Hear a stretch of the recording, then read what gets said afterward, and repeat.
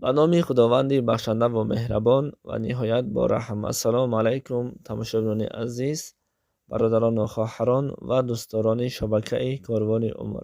دوستان عزیز، کسانی که به شبکه ما نو مهمان میشوید، حتما تکمچه پادپیساتیا را زیر کنید و بعدا در زیر نوارها لایک گذارید تا اینکه با خبر شوند. عجبی نیست.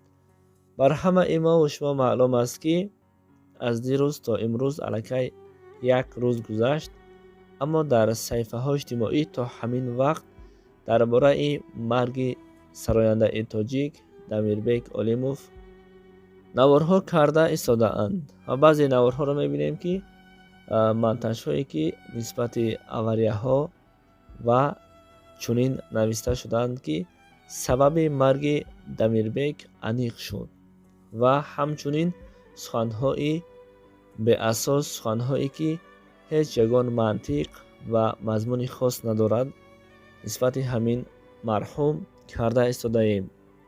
البته در اینجا تنها خود را نه بلکه همه را در نظر دارم و ما نیز چنین نوارها کرده ایستاده ایم.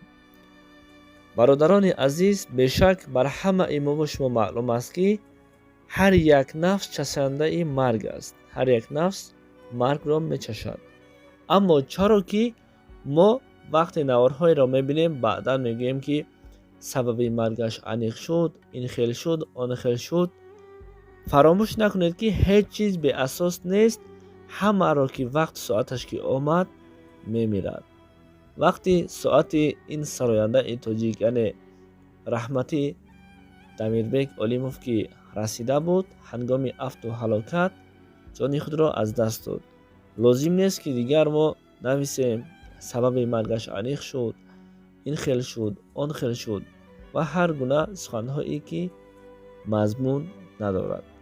خوب می شود که از این کار دست بکشیم، زیرا وقت ساعت هر یک ما که رسید به یگان سبب، با افت و هلاکت، با لغزش و با افتیدن از بالا به زمین و همچنین از بیماری، هر وقت ساعت که آمد با یک سبب ما میمیریم. اما سبب اساس در یگان جا نیست و هیچ دلیل درباره مرگ وجود ندارد.